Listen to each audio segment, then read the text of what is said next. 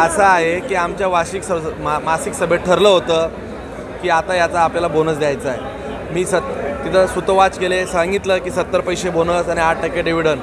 हा असा आहे की पेपर फोडून पास होणारा हा पोरगा आहे। काय करायचं, त्या माहिती घ्यायची कुठल्याही विषयाची, त्या माहितीच्या आधारे एखादं मांडायचं आणि श्रेय लाटायचं की आता माझ्यामुळे डिव्हिडंड मिळाला, ते असंही म्हणायला की मी करणार नाही। हा एकदम निर्लज्ज माणूस आहे। म्हणजे 2 दिवस अगोदर आता त्यांना आतापर्यंत कधी गाय दिसली नाही, दूध दिसला नाही, शेतकरी दिसला नाही। 10 वर्षापर्यंत त्यांना कळालं की अडचणीतला दूध संघ यांनी नफ्यात आणला, शेतकरी यांचं उदो करतील म्हणून श्रेयासाठी पुढे जाऊन ते गेलेत। परंतु ते काय आहेत आमच्या मतदारसंघात पूर्ण माहिती आहे। या माणसाला तिकडे कुत्रं विचारत नाही, ही परिस्थिती आहे।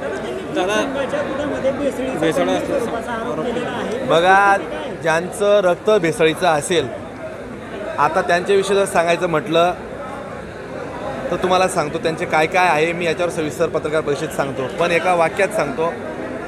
गाईला आई मानण्याची आमची संस्कृती आहे आणि गाईच्या दुधात पैसे चोरणं त्याची अवलाद मंगेश चव्हाणची नाही, जबाबदारीने सांगतोय।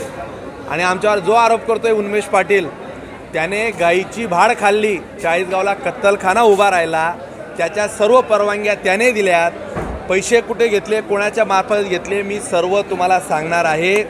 सगळे कागदनिशी माझ्याकडे पुरावे आहे।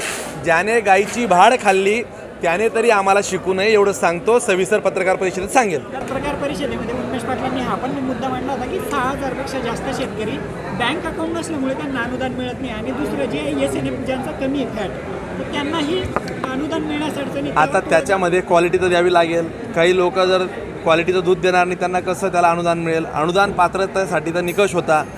आणि काही लोकांनी जर सांगितलं की बाबा आता ज्यांचा ऑनलाईन खात्यामध्ये पैसे जमा होत नाही, खातेच नाही, त्यांना सरकार अनुदान देईल कसं? उन्मेष पाटलांना शेतकरी आता आठवतोय का? उन्मेष पाटलांच्या कार्यकाळामध्ये दुष्काळ होता 19ला, तेव्हा त्यांना आठवलं नाही। त्यांच्या कार्यकाळात महापूर आले, तेव्हा शेतकरी दिसला नाही। म्हणजे शेतकऱ्याचे प्रश्न त्यांना आता, हा माणूस टणबाज आहे, याची विश्वासार्हता पूर्ण धोक्यात आहे।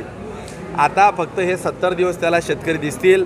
अरे करोनामध्ये शेतकरी सर्वसामान्य लोक मरत होती, त्यावेळेस याने कंपन्या चालू केल्यात। ऑनलाईन चेक करा, उन्मेष पाटील किती कंपन्यांमध्ये डायरेक्टर आहे, कंपन्या माझ्या पण आहेत, व्यवसाय माझा पण आहे।